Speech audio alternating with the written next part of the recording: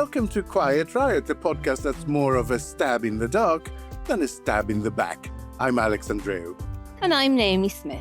Every week we go through the Westminster cutlery drawer and hide the knives before plating up another political feast.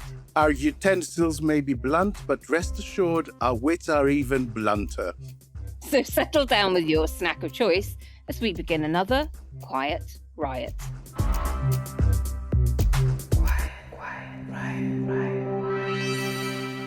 Hello and welcome to Quiet Riot. I'm Alex. And I'm Naomi. And I'm Keddy. Sharp twit that Alex was presumably referring to.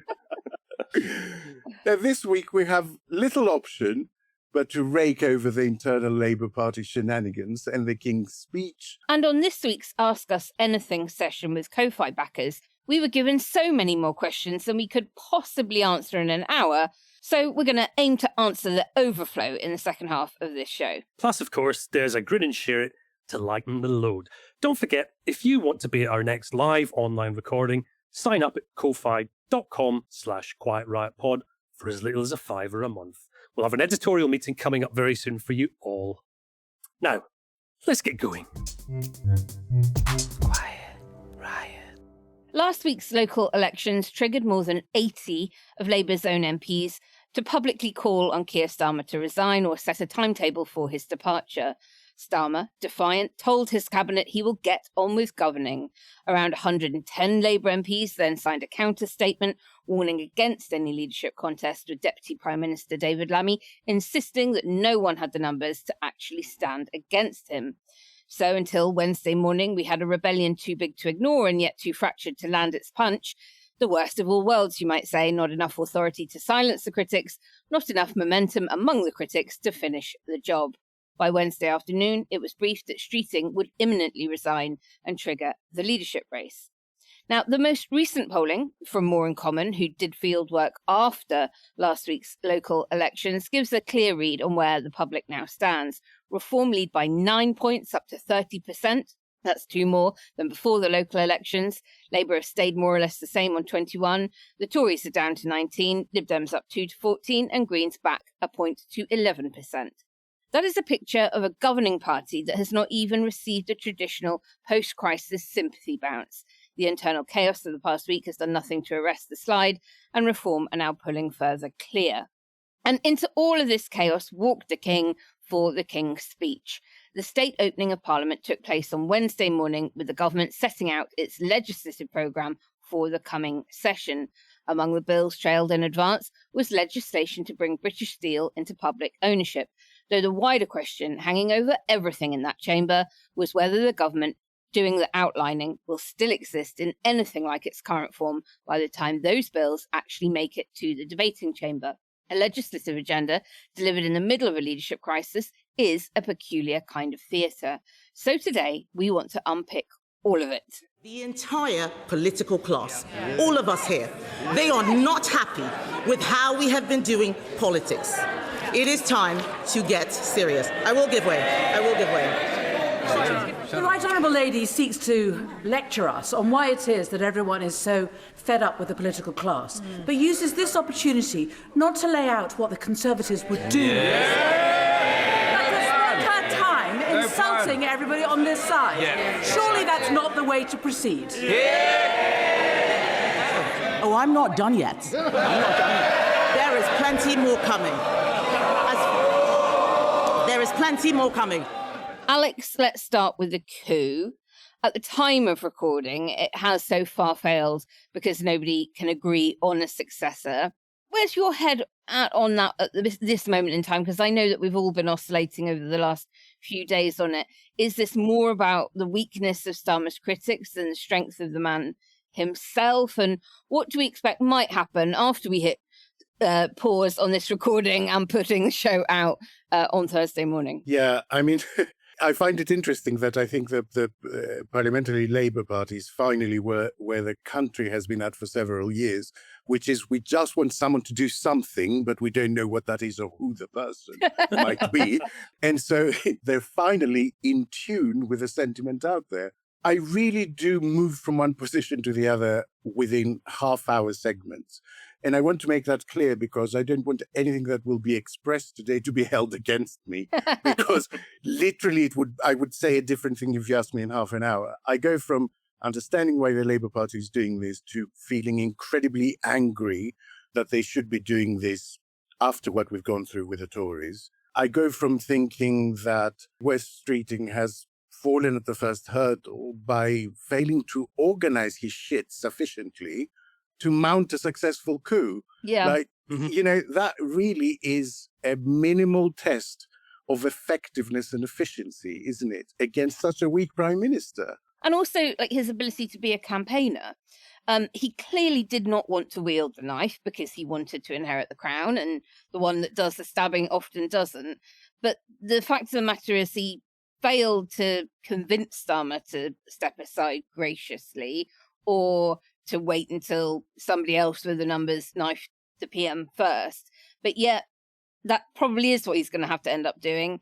And regardless, everyone is going to assume it was him anyway. So if you can't even run your own internal campaign, how can you run a campaign to win the country over?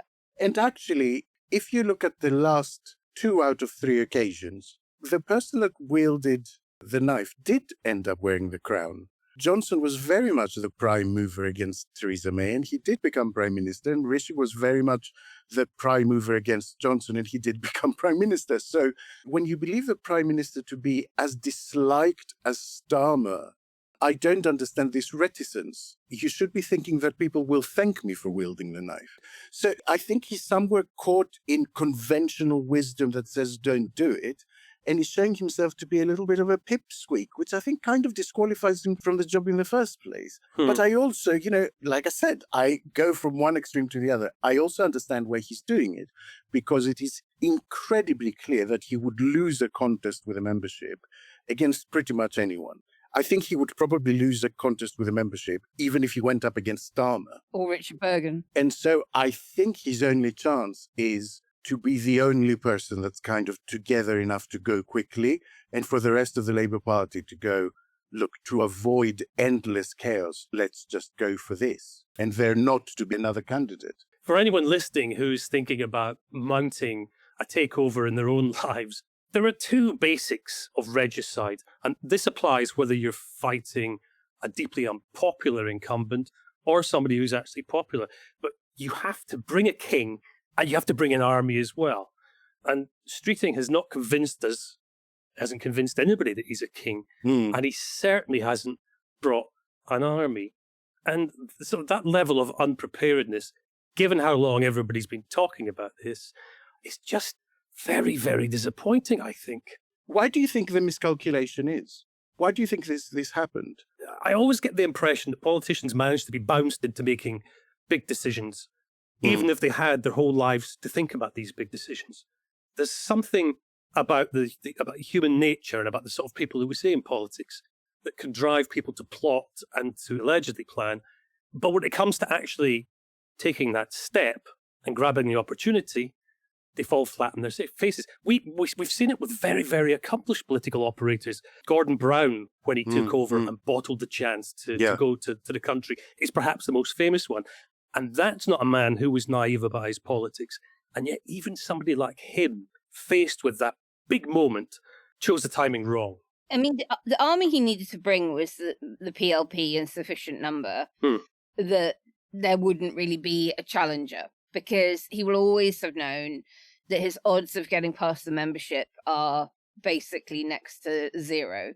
There will be very, very few members that would go for him. So he needed a coronation. And that meant that he had to do it before Andy Burnham had the chance. But he also had to do it in such a way that enough of the PLP would be like, okay, we are now in such great number behind you, there is literally no point in another candidate coming forward. And that's what I don't understand. Because the PLP is huge for a start. There's 411 of them or so. The ones that he's knifing, the sort of, Starmer and Starmer's close allies within cabinet and more junior ministerial positions, are never going to thank him for it. And then you've got this very large cohort that are soft left, a Tribune group led by Lou Haig, or, harder left, Corbyn-era people that are still within the PLP and have kept the whip. And so mathematically, the sort of Blairite curious rump that are left were never going to be enough to allow for a coronation. Do you want to know what I think? I think a lot of people mistook Starmer's caution, which is a huge disadvantage. I think it's the thing that's actually undone him, because he ends up making mistakes out of an abundance of caution and then having to reverse them out of an abundance of caution. So he ends up looking incredibly indecisive and not in charge, not prime ministerial in any way, not a leader. And I think a lot of people mistook that caution for weakness. They expected him to go, all right, I'll resign. When the pressure mounted, everything I hear from people who know Starmer is that actually he's very blokey. That faction expected him to go, all right then, sorry, yeah, all right. And they've been surprised when he went, come and have a go. Yeah. If you want it, come and get it. And that's what's thrown their entire plan into a spin. The fact that, they did this classic ratchet, and he went, no, there's nothing you can do to oust me other than oust me. Yeah. I do wonder how long Starmer and Team Starmer have been quietly preparing for this moment as well. I get the impression that their response is far more measured than what we've seen from those that wish to wield the knife. And in many ways, this is one of the most professional acts, I think, that Starmer has put on. It's weird, isn't the it? irony is huge. And he's just done a very good performance in the House of Commons. I know. In Why response does it have to defeat. come down to this man? It was the same with Gordon Brown. The best speeches and the leadership that the country were looking for only really came to the fore at a moment of maximum peril for them both. And both Starmer and Brown behind the scenes are very different people to the people we see in public. As you said, Alex, Starmer's blokiness, he likes a pint, he likes his football. That's really who he is. That's what his background tells us about. And Gordon Brown, if you got him to switch off performance mode, was a fantastically engaging person, as long as he wasn't thumping the big fist and throwing things at you. Let's talk about polling then. Reform in most MRPs is projected to win more than double, maybe even 3 times the number of seats in a general election scenario if there was an election today, which thankfully there is not. But supposing that those are reflective of the situation when there is likely to be an election, does it even matter who's going to lead the Labour Party into the next election? Or is the brand facing a really deeper structural crisis that no single leader can fix? I think you're right. I mean, you've changing the leader. It's like changing the label in the bottle. I think Labour's problem is that voters don't know what's actually inside the bottle still. And it's a long-standing problem now. Leadership choice matters hugely in British politics, but no leader alone is able to fix a collapsed proposition. And, Labour's deeper problem is that I think voters still don't really know what the offer is. It's kind of trapped between a series of failures. It's clearly not delivered enough for traditional Labour voters. It's not reassured enough of the centrist voters, and it's definitely not found a convincing answer to Reform's emotional pitch. And that's not a personnel problem. But a new leader could, right? A new leader could change all of those things that you've just mentioned. Yeah, but we would still be asking the question, what is Labour now for? And that's a big, big question to answer for somebody who's going to take the Prime Minister on and over the course of just a few weeks try to, A, win, and B, put together some sort of cogent argument that's going to convince the electorate that there is actually a brand worth gravitating towards. I'm afraid I could not disagree more fundamentally with that.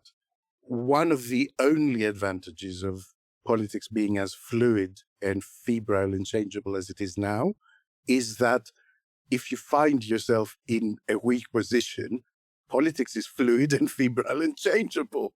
Peter Magyar in Hungary, his party did not exist until 2 years ago. Mark Carney took over the leadership from Justin Trudeau with Trudeau's ratings in the toilet as much as Starmer's are. And if you look at what people were saying at exactly this stage of Boris Johnson's premiership, they were talking about not a second, but a third term. At precisely this stage of his leadership of the Tory party, he had just won Hartlepool. People were saying Labour is in the wilderness forever. Starmer is probably going to have to go. People were putting forward Andy Burnham and Angela Rayner as replacements, interestingly enough. And they were saying Boris Johnson has done this magical thing of finding an electoral coalition that redefines the political map. I was watching a clip where Laura Kuenssberg said, at this point, Johnson's premiership is unassailable. Not only did Labour win a huge majority at the next election, shallow as it was, but they won it against the second replacement prime minister from Johnson. Look at what they were saying about Biden at exactly the same stage. If you don't want to look at just this side of things because you think I'm being Pollyannish, everyone was saying that Biden has managed to be Uncle Biden and unite the tribes that were ununitable, that the Democrats were in this magisterial position, and that Bidenomics was the thing that was going to unlock basically the future at precisely this stage of his presidency. So 3 years is a long time. And if electorates have proven one thing recently, is that they are fickle. If Labour end up with a leader that people take to, it changes the game completely. So I totally reject the idea that a leader can't fix this in terms of the next election. Putting aside even that, give me leadership with a massive majority for 3 years, I can do a fuck of a lot of stuff.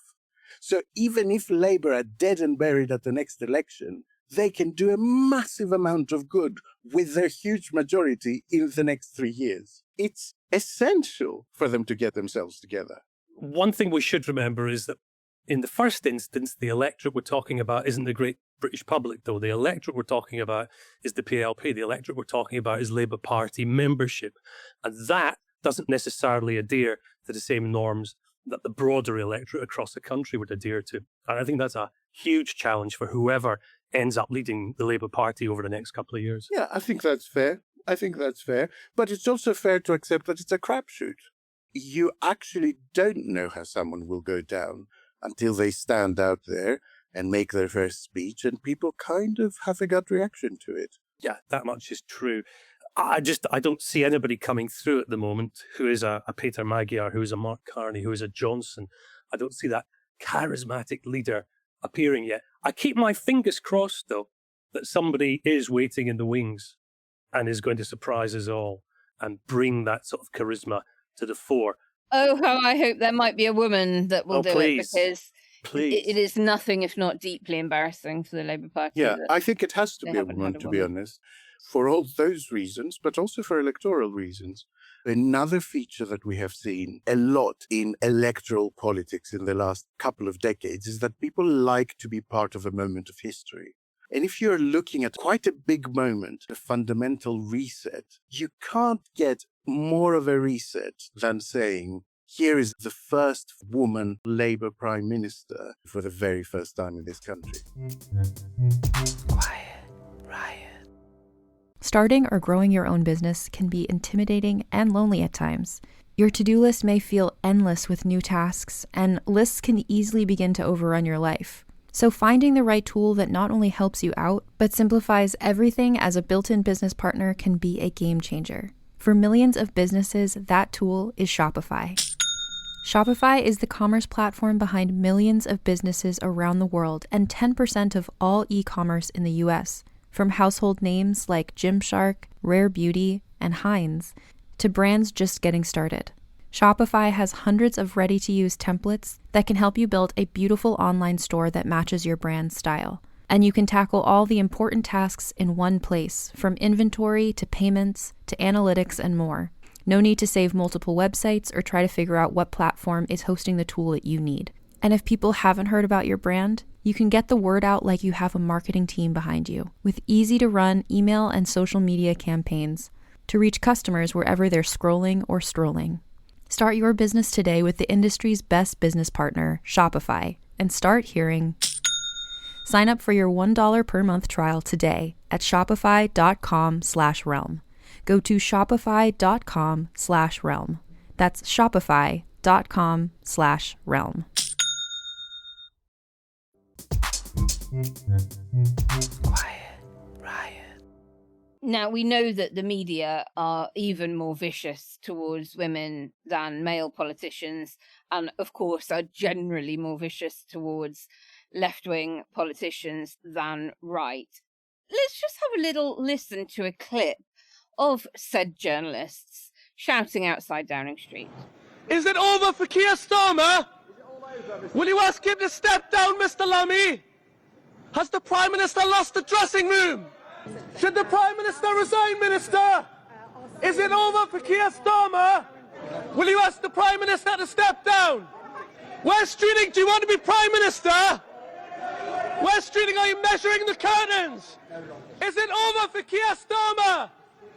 Will you ask the Prime Minister to resign, Mr. Healy? Should the Prime Minister resign, Mr. Miliband? Is it over for Keir Starmer? Will you ask for Keir Starmer to step down, Mr. Miliband? Kenny, I'm going to come to you first as an old hack. I'm sure you're familiar with Gobby from the lobby. The role of the media, are they adding to the perma-crisis now? Like, have they got hooked on the drumbeat of changing Prime Minister every 2 years that they can't actually do any journalism beyond the muck spreading? They're not just putting together those reports that we see for people like you and I and Alex and our audience. You know, they're tasked with a very difficult job, which is making politics interesting for an audience that, broadly speaking, doesn't care about it on any deep level. Every 4 or 5 years, leaflets drop through the door and you think, what do those bastards want from me now? And the rest of the time, they are not engaged. And I'm a big believer in the importance of engaging more and more people with politics. I think it's good for, it's just good for the country. Mm-hmm. And if we want to engage more people in politics, we're simply not going to do it by returning to the sort of the halcyon days of John Cole's sober reports on Mrs. Thatcher. That's not the world we live in. The world we live in is a world that is ravenous for attention. It's ravenous for sound bites. It's fascinated by the soap opera of real life as well as the soap opera of fictional life. And whether people like you and I feel uncomfortable with it, I think there's a huge role for it. But I just want to take you back to the point about we need women to stand up and be prepared to do this. And I don't want to sound like a, terrible sexist, but when you know that the press are going to go for you in even more vile ways than they do towards male politicians, can we continue to kind of tolerate this from our media? Because it will have a chilling effect on good people, and particularly women, wanting to enter leadership races. Look, it's been a proper question and a very serious question for my entire life in media, really, particularly as we've seen more and more women break through the various barriers and seen that they become very, very juicy targets. It's absolutely true. And elements of the media, I think we should be clear about, are very, very happy to latch on to the easiest targets. And that's not going to change. I genuinely don't know what the answer to that is, because press, the printed press that we're talking about in general, not the broadcast media at this stage, but the printed press, has never been impartial. It's always been set up, funded, paid, staffed, and put out there By the Old Boys Club. By a Old Boys Club, because there's several of them out there. And that reflects the society, the broader issues that we have in society. I think that's the big issue, that mirror element that you see in media isn't going to go away until what it's reflecting is dealt with. You see, my issue with that is that it involves quite a deep assumption that kind of behavior, standing outside Downing Street and shouting a question that is not going to be answered, I think it passes for eccentricity and fun. But I think it is turning people off politics. I don't think it is engaging people. I think it's causing disengagement. Maybe 30 years ago, that kind of engagement was rare and eye-catching, but aggressive engagement is so common now across every medium we consume, across every social media, that I think it's putting people off. The comment I constantly got when I posted that clip of journalists shouting is, I turned the TV off. My sister is visiting from Norway at the moment, and she heard the journalists outside Downing. She couldn't believe it. She was like, are these people paid to heckle? She asked me if the opposition party had paid people to heckle the Prime Minister. That's what she thought, listening to them. Has she ever heard Steve Bray? Let me put a counterpoint. If I was watching the American media pool doing one of those Donald Trump interviews in front of the helicopter at the White House, on the White House lawn. And they started shouting and having a go at him the way we hear reporters having a go at the Prime Minister in Downing Street. I'd be up and cheering. At the end of the day, the journalists are there to represent their publications and their bosses, but they're also the voices of the people. And when the journalists' voices are quiet, nobody steps up to take their place. Alex, before we move on to the King's speech, I wanted to ask you a question about who we're not hearing from. Labour grandee figures, in the PLP, who have been a bit notable by their absence on either letter, calling for him to go or stay. The vast majority of them is 200 odd. Is the answer. Look, a lot of them are in the government payroll, and so they will neither sign a letter saying they support him. Obviously, they support him, or they would have resigned, because that letter was only bag carriers and backbenchers, so people who don't get paid. So a good 100 and odd, if they didn't support Starmer, the assumption is that they would resign. There is a slice in the middle. Serious people. Emily Thornberry, Liam Byrne. I was going to say committee heads, notably, Meg Hillier. have not put themselves forward. And I think that's because that slightly older, more experienced slice of the Labour Party understands that whatever happens, they will have a role to bring the party together afterwards. And so I think they're keeping their counsel very, very wisely, because if they end up being seen as partisan on one side or the other, their role being elder statesmen and stateswomen afterwards will be somehow diminished. Let's move on to the day as it unfolded on Wednesday in terms of the King's speech. That is usually what one might call a midterm manifesto, a governing manifesto, but this time from a government very much under siege. I'd love to get both your takes on how bold you feel their programme is, if it'll help the current government make the case for carrying on, or whether it might just draw more attention to the gap between what this government is doing and how voters are feeling. Kenny, did any of the proposed bills particularly pique your interest? Do you know, it's interesting because the bills that piqued my interest didn't pique them because I thought, my goodness me, that's a bold move that's going to change the world. There were two that piqued my interest because the way they cross over really frustrated me. The Energy Independence Bill, which has got some very good stuff in it and finally acknowledges the importance of changing how we generate, distribute and pay for electricity and power in this country. It compels the government to rally Parliament really behind more legislation that would ban new North Sea oil and gas licenses. On the face of it, if you're an eco-friendly person, you're probably going to look at that and go, fine, let's stop fossil fuels coming out of the North Sea. This is a good thing. Shuffle across to the Civil Aviation Bill, which is going to create new powers around things like takeoff and landing slots at airports. And the whole idea, it's a bid to support airport expansion, more airport expansion. What on earth are the planes going to fly on? And what really boils my piss on this is that yet again, we're going to be exporting our own dirty habits and pretending to be green. The fuel that the planes fly on has got to come from somewhere. It will come from somewhere else. And we can point to them and say, they're dirty countries, they're still producing fossil fuels, and that's disgusting. And we're not doing that in Britain because we're better than that. Well, we're not better than that. What we're doing is, on one hand, shutting down our own oil production and gas production, and on the other hand, saying, it's fine. We still want to buy fuel in from other countries, and we still want to fly planes. It's a hypocrisy that really winds me up, and it's not the first time this has happened, and it won't be the last. But a lack of joined-up thinking government always winds me up.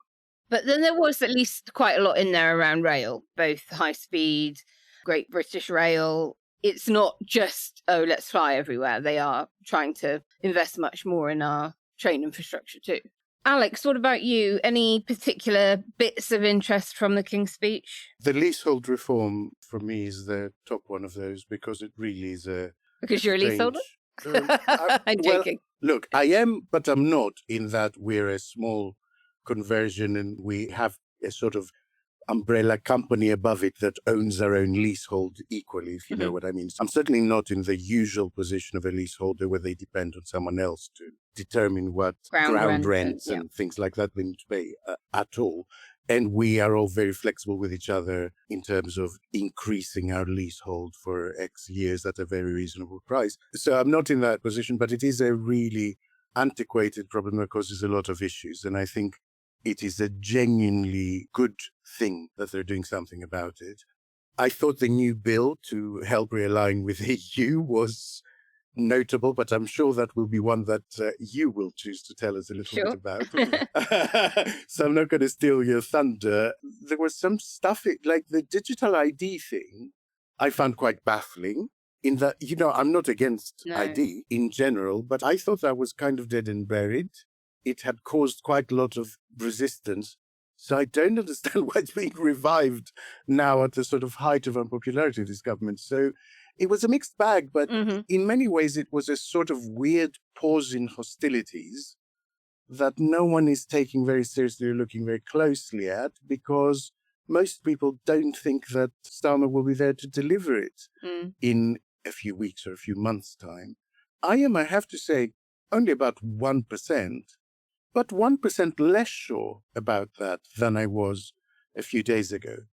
I'm beginning to see a kind of way that Starmer can survive this, and maybe actually for it to be the reset he really needed.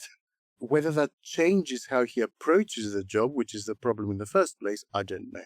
Well, as you quite rightly mentioned, the EU bill was the one that we were looking at. And look, these bills haven't been published yet. It's just kind of like the explanatory notes, if you like, that we've had today. We weren't expecting more detail than that. I would chalk the EU alignment bill up as necessary but insufficient. Necessary insofar as it is essential that we have the power to align and to stop passive divergence so that we can reduce some trade friction. Insufficient because it won't really do anything to either grow the economy or bring progressive voters back towards a party that needs them to fend off reform. One point I think that most people will have missed, but I did spot in the draft of the explanatory notes around the bill, was that it's talking about the SPS deal, the agri-food deal, and other alignment in terms of treaties. So these are individual treaties in their own right. They are not going to be supplementary chapters to the trade and cooperation agreement. That is what we expected, but it's the first time that it's kind of been confirmed in a legislative sense. And then, of course, the other bill that I would have hoped to have been beefier is, of course, the representation of the people bill. So this is the one that is going to give votes to 16-year-olds, will broaden the range of ID that you need to prove before you vote. So it's not just going to benefit older people, young people's rail cards, etc. will be acceptable. And it's where we would hope to see a toughening up on the rules around political donations. More on that later in the show, kiddos, if you're listening, because of course we've had some big Nigel Farage news on that front in the last day. And it's talking about the role of the powers of the Electoral Commission. Again, I just think it's a bill that's like, some of this is great and good, but come on, it could have more teeth, particularly when we're staring down an authoritarian populist party on the rise.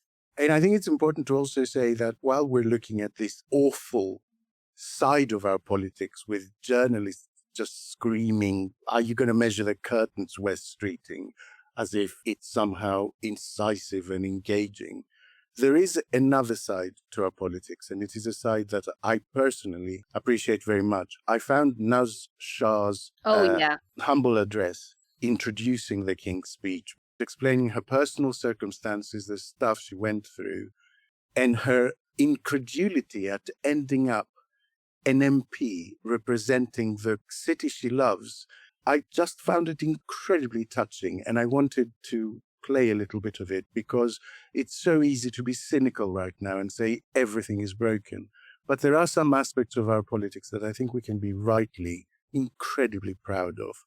We have made strides in the last half century. Mr. Speaker, for someone like me, who spent her formative years fighting a campaign to release her mother from prison, who did not have a formal education beyond the age of 12, spelling, grammar and parliamentary language and phrases don't come naturally.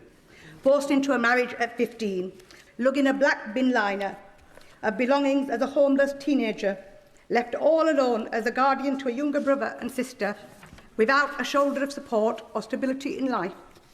attempting suicide as I couldn't see a way out from my despair. Yet here I stand. With the world's eyes watching the state opening of Parliament on this momentous occasion, given the privilege of this moment. If this was not my story, I would only believe it to be fiction. But the truth is, there can be a light at the end of a tunnel. Yeah. I stood in this chamber for the first time and pinched myself. I still do. Where someone like me can end up somewhere like here, representing the city I love in the mother of all parliaments. Bradford and my country gave me everything. I intend to spend every day in this house returning the favour. It is an honour of my life to move the loyal address on behalf of the people of Bradford West. I commend the motion to the House. Have you got a call to action for us, Naomi? I mean, other than despair. Oh, yeah. No, don't despair. If you're not a member of a political party already and you are motivated, let's say, to choose the next Prime Minister, join the Labour Party or an affiliated union if you want to have a vote in that leadership race. If you don't want to or you can't because of reasons, maybe you're politically restricted in your work, whatever, then go and give Naz Shah some applause on social media because what a woman. Quiet, Riot. Quiet, Riot. All right, now it's time to bring you a proper happy high with a bit of good news for everyone. It's time to grin and share it. Good news is welcome to me. Bad news is hell come to me. Good news. I want good news. Naomi, what cheer have you cooked up for us this week? Well, it's one that I think will stay with you. I'd like to introduce Tala and Farah Musha. They're sisters from Gaza. They're 17 and 15. And their home was bombed at the end of last summer. And since then, their family has had to move 5 times to escape the war. And right now, they're living in a tent. I have camped in a tent for precisely one night of my entire life at a nice campsite in Sussex in the middle of the summer. And I can tell you I will not be doing it again. But here's what they've managed to do with their circumstance. They looked at the rubble around them, all of the crushed concrete, the broken buildings, and they asked themselves, what can we make from it? And they came up with an answer. Bricks. Very simply, with no machinery, they have invented low-cost bricks that they make by crushing debris and mixing it with whatever they can find locally available, be it clay, ash, straw, even glass powder from shattered windows. And they mould it and dry it, and then they've realised you've got something that you can build with. So these bricks are being used to create garden beds, pavements, partition walls, the everyday stuff that a neighbourhood like Gaza needs, while the bigger rebuilding takes years and years. And they called their project Build Hope. And this week it won them the Earth Prize for the Middle East region. And they beat teams from Turkey and Lebanon, and they've won $12,500 to help them scale it up. And they're going to use that money to train other communities to do the same thing. And Tala said, being selected as the Middle East winners isn't just an achievement for us, it is a message of hope from Gaza to the world, that even in the hardest circumstances, we are still capable of innovation and creating solutions. And that just really touched me. Their grandfather helped build the prototype. Their mum is an engineer. Their dad is the university dean. So perhaps it was inevitable that their amazing offspring would do something so fabulous. Now, their daughters are global award winners. They're studying remotely from a tent. They will now go on to be entered into the International Earth Prize. And I just wanted to bring a story about young people in the world who, despite every disadvantage, have managed to do something incredible for other people. Oh my goodness. What a fabulous reminder that there are all sorts of utterly amazing people scratching out an existence in the dust and the rubble of Gaza. And that's very, very easy to forget as well. Well, just like that, Naomi, the world does feel a little better. Thank you. And listeners, as ever, we will drop a link in the show notes so that you too can not just grin, but share it. Quiet Riot. Now, as promised, we turn to a brilliant bevy of questions from our supporters from this week's Ask Us Anything live Zoom, which we did not manage to get to. And we have looked into a couple of things each that needed a bit of digging.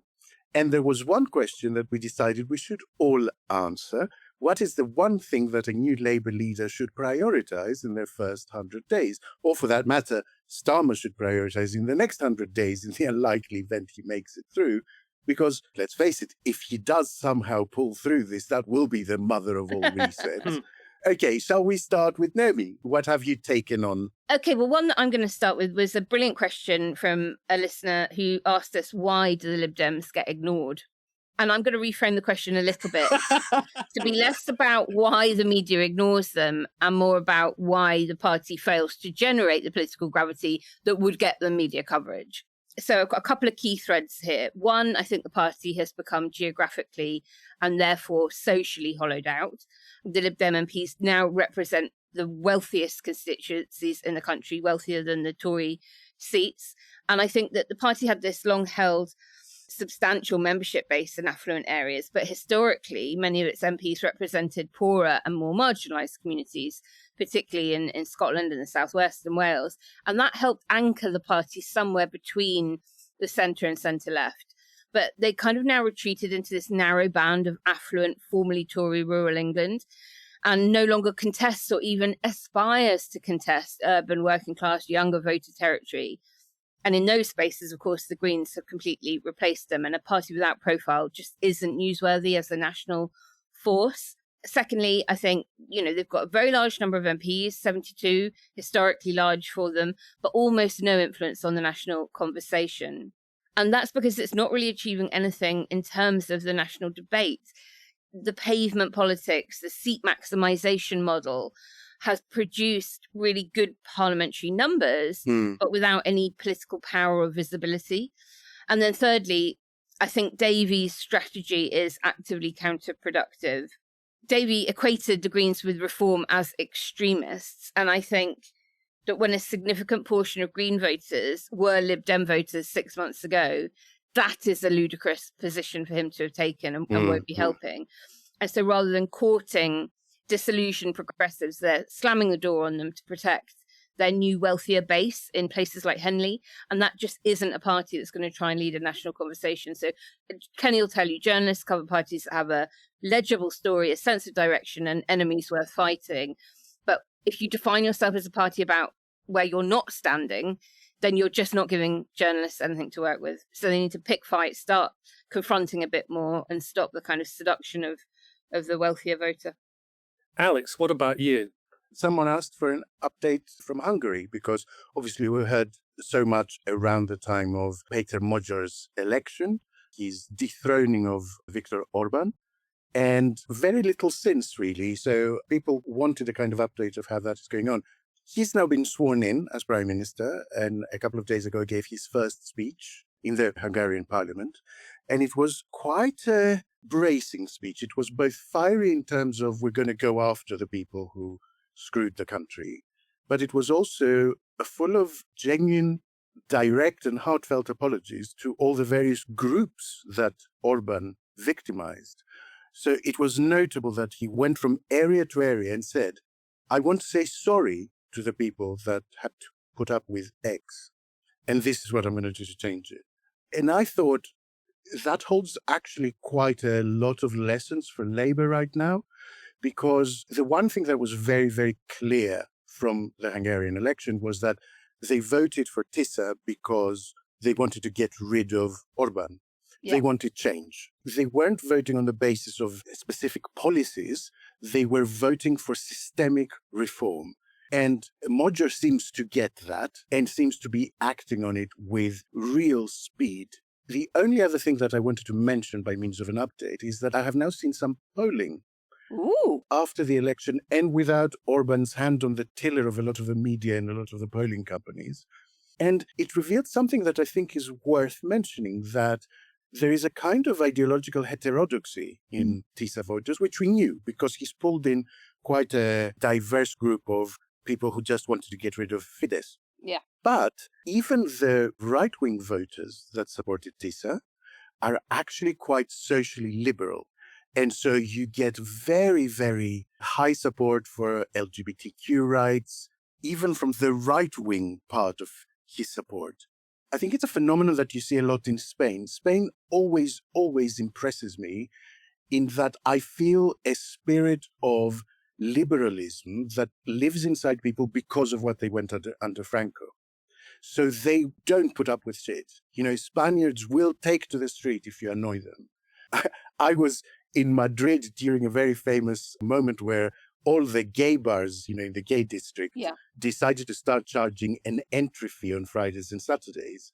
And all the gay people in Madrid decided to organize what they called a botellón. They just brought bags from the supermarket and started having a party in the street. And no one would go into any gay bar for like a month until they reversed that policy. And so I think there is a little bit of that at work in Hungary. Orbán, having oppressed people so much, has brought together various groups that you wouldn't necessarily think of as being together, because they understood that actually all of us are in some kind of minority. First they came for, Yeah. And so I found that incredibly encouraging, because that was a worry for many people. They're very right-wing. But even the right rump of TISA's support is showing signs of being socially tolerant. And I think that's an important thing to pick out. Quiet, riot. Quiet, riot. Well, it was a nice spread of questions from our listeners on that gathering. There was one that was posted about the idea of state funding for political parties in this country, kind of linked to the share of the vote that political parties get. And it turns out that that's particularly timely because our friend and yours, Nigel Farage, is now facing a formal investigation by the Parliamentary Standards Watchdog over that £5 million gift from the crypto billionaire Christopher Harborne. And any journalists listening, if you'd like to actually report on that rather than the constant Labour psychodrama, that would be bloody great. Rather than shout loudly, West Streeting like whether he's measuring for curtains. I mean, we should remind everybody that the Reform UK leader got the money just weeks before he announced that he was going to stand as a candidate in the 2024 general election. Now, for legal reasons, we should remind you as well that Farage has said the gift, which was, I think, first revealed by The Guardian, was intended to cover his personal security costs, and therefore it didn't need to be declared. A whole bunch of questions. However, the key point here is that the Parliamentary Commissioner for Standards is understood to have started an investigation under Rule 5 of the Code of Conduct, and that's a rule that obliges MPs to fulfil conscientiously requirements which relate to the registration of interests. And we're not saying that Farage is the only one who's got big donations that might raise questions. After all, Boris Johnson got £1 million from the same crypto tycoon who's been bankrolling Farage. And there's some interesting allegations from Ben Habib about that this week. And a writ from Farage's lawyers back at him. Yeah. So popcorn for that. But back to the question that we were asked, what do we do about party funding? It's an issue we've touched on in this programme quite a few times. The Farage case raises the broader question, why on earth do we allow individual donors to have this much financial gravity in our politics? After all, Britain does ban foreign donations in principle, but there are ongoing concerns about overseas voters, about company donations, and about donor transparency. Now, I should say that the Electoral Commission has said that the government plans a £100,000 annual cap on donations and loans from overseas voters, and that would apply retrospectively from March this year if it's passed as part of the Representation of the People Bill. And the Commons Library, because I had a quick look in there, also notes proposed reforms around company donations, including companies and LLPs, to have enough UK or Ireland-generated revenue and a qualifying connection to donate. So we're looking for much more transparent public funding. We're looking for much, much, much stricter donation caps. And there really should be tougher checks on donor money and faster disclosure as well. The Farage story is a perfect example of the problem. Whether or not he broke the rules is for the Commissioner to decide. But politically, A £5 million gift from a crypto-billionaire to a man who sells himself as the tribune of ordinary people is utterly radioactive, or it should be, and it should cut straight through the reform brand. We already have limited state funding through short money and policy grants. I'd expand that, modestly-ish, and yes, link it to vote share, and in return, cap donations much, much more aggressively, because the current system does leave parties way too dependent on rich donors, and voters aren't stupid. They can smell influence, even when it's been sprayed with some sort of legal deodorant.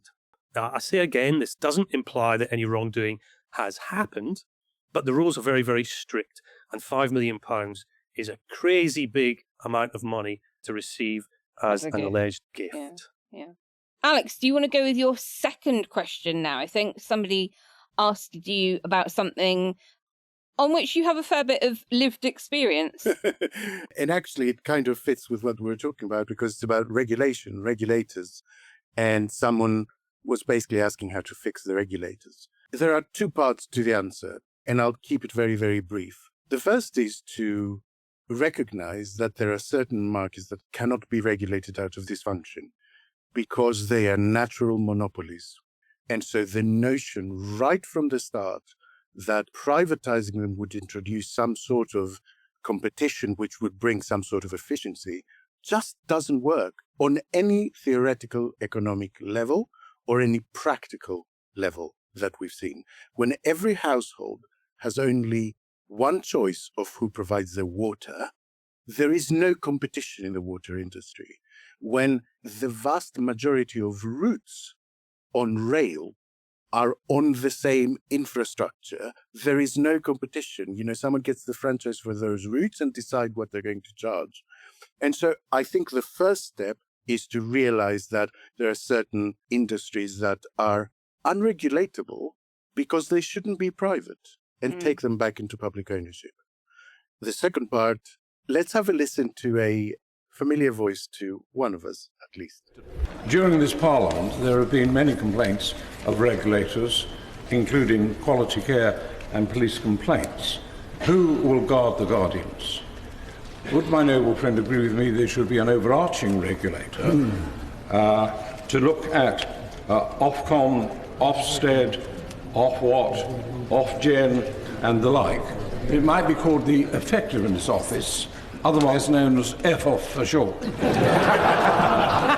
That was your papa, wasn't it? It was, Naomi. yeah, my late father.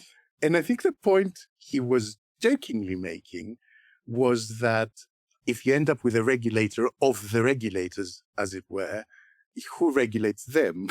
Yeah, indeed. It's a sort of endless ladder, but that there should be some sort of oversight. That is for sure. I think that depends on the statutory framework on which each regulator rests. I think you can put really clear goals and clear things by which the regulator is judged on the results that they achieve. And then someone like an independent agency like the National Audit Office can do a regular exercise of saying this is how they're doing. But I think in order for that to work, you have to give regulators real teeth. There are some who don't have real teeth.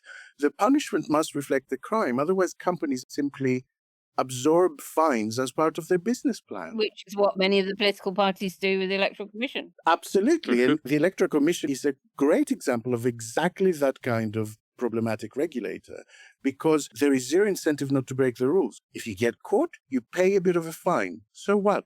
It's like saying if you dodge fares, we will make the fine 50p. What is the incentive not to dodge fares? If the fine is lower than you would pay for the fare, and you end up only getting caught one time out of 100. I had a question from a listener about what we can learn from Europe, and I thought that was such a brilliantly broad question.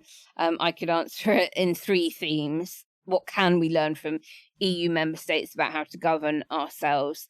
I think firstly, the obvious one is coalition politics and consensus building. You've got broad coalitions across many European democracies. They've got long experience of coalition government, and it forces compromise. It forces compromise ahead of an election. It forces compromise after the election. And that means much more honest communication with voters about trade-offs. about building durable policy rather than lurching between governments that do extremely different things. And they just don't have the winner-takes-all culture that creates the short-termism and wild oscillation that we get here in the UK. The second, I would point to particularly Germany on this one, the industrial and regional policy model. So you've got Germany's Mittelstand model, protecting and nurturing mid-sized manufacturing, linked to very strong vocational training infrastructure in the immediate vicinity. That helps you create economic resilience that the UK, who gutted their manufacturing base from Thatcher onwards, really lacks. I think France's willingness to use active state industrial policy is now even being copied in the USA. And that really contrasts with the British orthodoxy that the state shouldn't back a winner, although notable exemption today for the government over British Steel. And then the third area, housing and urban planning. If you look at somewhere like Vienna and their social housing model, you've got over half of the residents living in publicly owned or subsidized housing by the state. That has helped keep the city affordable and really socially mixed in ways London has failed to achieve. The Netherlands has a much more coherent national spatial planning framework that the UK has more or less abandoned. But of course, there is far, far, far more. But those would be the three that I think really stand out to me as things that they are doing better than we are here. Good. And can I just throw in one last very short one? Because somebody asked if we could do a show today that was free of nonsense about the Labour leadership. Can't even promise it for Sunday school, to be honest. Sorry. At all. Sorry. Yeah, just sorry, but very sorry. So very, very sorry. God, will that do?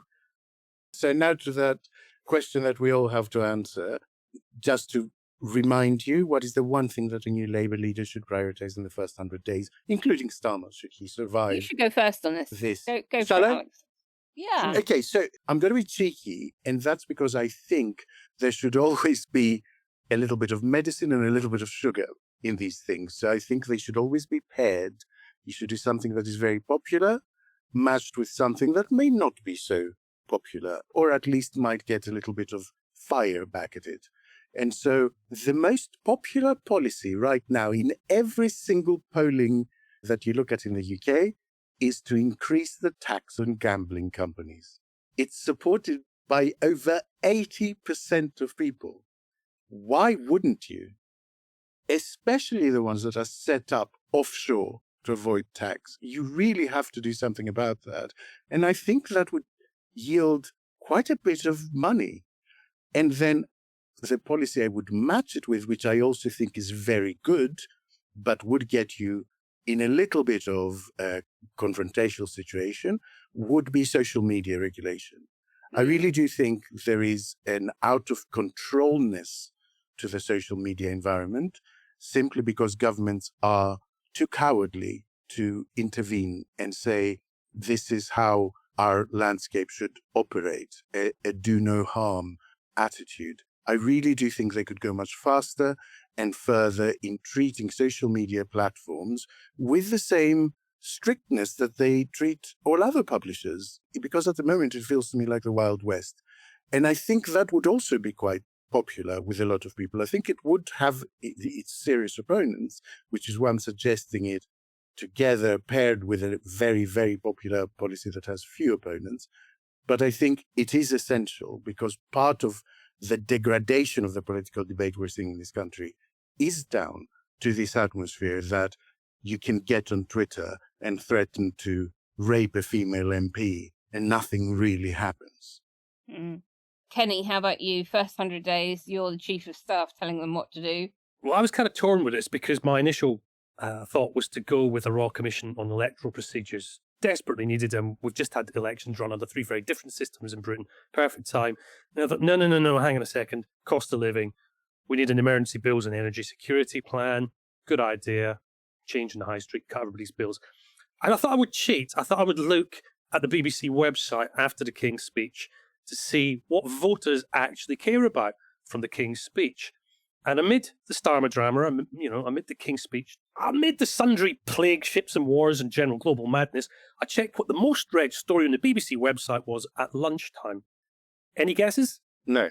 Posh sandwich has more salt than almost 5 cheeseburgers.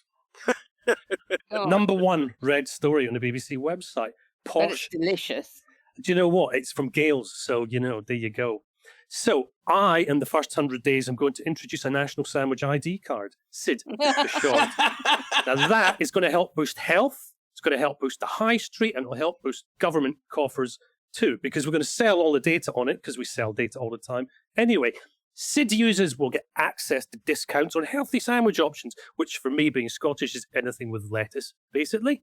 And we'll link it to benefit payments, so that poorer diners get bigger discounts as well. It really is terrible. It's a terrible policy. You need to not be anywhere near the next government. 3 key wins in this. First, it ends the chaos of meal deal fraud. No more claiming that a prawn meal sandwich is just a light lunch while you're smuggling crisps, a brownie, and a drink the size of your radiator. 2, this is a big vote winner. This brings order to migration politics. Instead of asking whether someone shares British values, we can simply ask, do you accept that a peri-peri sandwich and white bread is a red flag, wherever you come from? Boom. And then thirdly, takes on dangerous extremists. Dangerous extremists, I think, include anyone who regularly gets caught buying a triple cheese and onion before meetings, or scoffing at tuna mayo an on egg public mayo on the transport. train. Yeah, coronation chicken without any irony. That's going to be banned as well. They get sent to prevent, or at least HR. And as a bonus, dickhead. for our listeners, we reframe the culture wars. This is the political solution the country's been crying out for. Forget left and right. Forget Farage and his nonsense. The new dividing line is, do you cut diagonally or horizontally? This is the stuff people care about. Can I just respond very briefly, Kenny? Yes. I can think of no policy that would be less popular than banning meal deals, lunchtime meal deals. I mean, you would be out of Downing Street before you got your pass if you came to me with that. Do you know what, though? If you banned those meal deals where you have to have a membership card for Tesco before you actually get the £1.50 off, I think you walk into Downing Street. Controversial. Okay, Right. well, I answered this question a little bit more seriously. I answered it perfectly seriously, thank you. Well, I was very serious as well, people. Just you didn't take it seriously.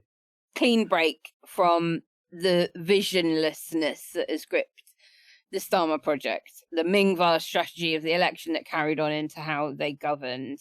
I think new leader has just got to, or Starmer, if he is re-elected, has got to break with the managerialism, which they're arguably also not very good at. And really set out what Labour is for and what it is against. I think that has got to be an essential part of it.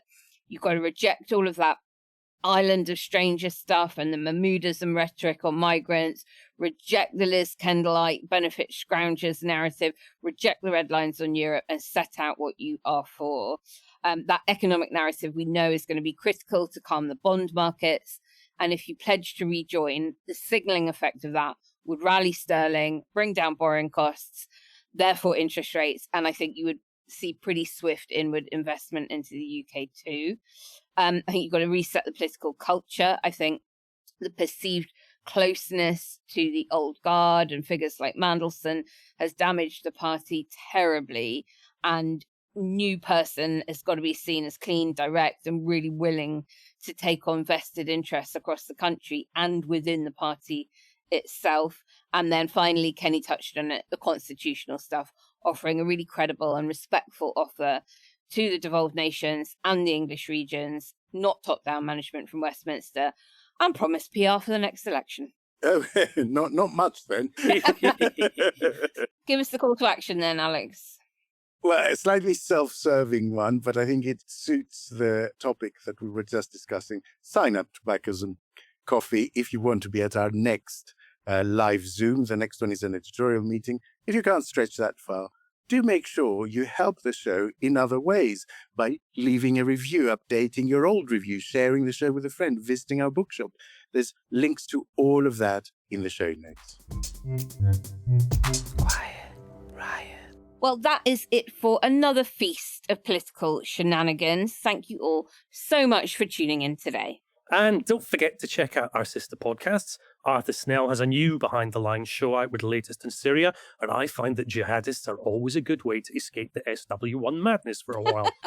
And of course, Alex's fabulous Podyssey with its deep dives and shorter bedtime stories are the perfect way to relax with his voice. We'll be back at the weekend with Sunday school. Until then, keep fighting the good fight and keep rioting. And do you know what? I'm going to give you permission to do it a little bit more loudly this week. We love you all very, very much. Bye. Quiet Riot is an audio production by Cooler Heads with Naomi Smith and Andreou. Produced by Kenny Campbell. Music by Mariana Sangita. Artwork by Simone Canelu. And edited by me, Alex Reese. Quiet Riot. Who wrote the stab in the dark, stab in the back thing? Kenny. It's hilarious. Phew, that was either going to be a punch in the face or a bouquet. Thank you.